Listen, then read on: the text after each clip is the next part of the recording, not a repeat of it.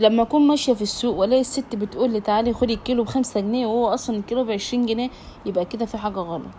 بس كل الغلط اللي كان فيه ان هو صغنن كده وجميل للمخلل ويستاهل بقكل العسل ده. جبت منه 2 كيلو وقمت جاي غسلهم كويس جدا وحطهم في الطبق وعصر عليهم ملح وليمون وخل، وحط عليهم 3-4 فصوص توم كده من اللي انت عاملاهم، من اللي انت عينهم في التربة او عينهم في التلاجة مش مشكلة، وعليها شوية ملح.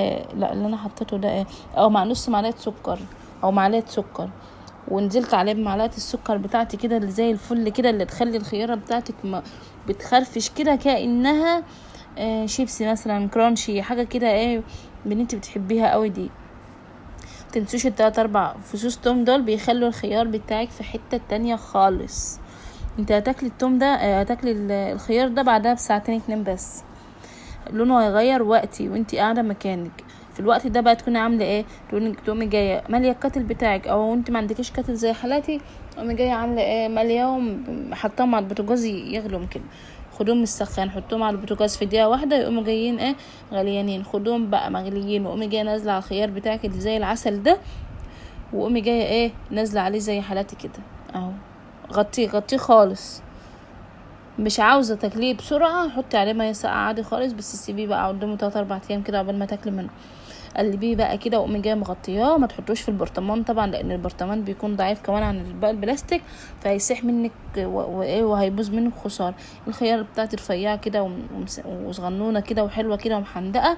ساعه التقديم بصوا هو ده بعدها بحوالي نص ساعه بالظبط كان لونه اصفر كده وبقى زي العسل زي ما انتم شايفين كده، زي الناس الصفرة كده، ربنا يبعدهم عنكم ان شاء الله. قومي جايه بقى جايبه البرطمان بتاعك وقومي جايه حطاه في قلبه ومغطياه، وما تقدموش غير للحبايب وبس. كل اللي هيجي عندك صدقيني هيقولك انا عاوز خيارتين من اللي انت عاملاه، انا عاوز خيارتين من اللي انت عاملاه. اوعي تستخسري حاجه في حد، ده مخلل يا جماعه.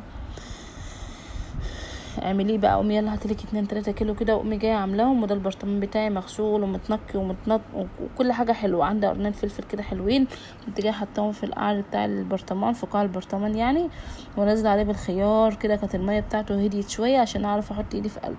مش عاوزه تعملي بايدك زي اعملي جلافز، ما تنسوش معلقه السكر بتخليه في حته تانية. عاوزه تحطي شطه حمراء حطي شطه حمراء، بس هو كده بصراحة معتدل وجميل. جربي طريقتي في مخلل الخيار ان شاء الله يعجبك وهيكون زي الفل وهيكون عند حسن ظن حضرتك. يا رب تكوني استفدتي باي حاجة من الفيديو بتاعي. ما تنسونيش في لايك وشير وسبسكرايب للقناة، وما تنسوش تشوفوا فيديو الزيتون والليمون المعصفر اللي عدهم اللي انا نزلتهم الاول يعني عشان تكونوا كملتوا سلسلة المخللات كلها. وحطوا الليمون الاخضر ده زي ما هو كده هيديله مزازة وطعم زي الفل. وانزلي بقى بالشرش بتاعك كده وايه، وطلع ده قد ده، طلع الغموس على قد الحشو بالظبط زي ما بيقول. وحطي برده التوم على الوش وغطيه بقى شويه وسيبيه. كلي منه بقى بألف هنا على قلبك. ويلا سيبكم في رعايه الله والسلام عليكم ورحمه الله وبركاته. بصوا البرطمان بتاعي وجمال البرطمان بتاعي، امسحي برطمانك من بره ومن جوه كده وخليه زي ما هو كده زي الفل زي ما هو اهو. يا جماعه الخيار بتاعي اهو يستاهل بقكم على طول. يلا مع السلامه.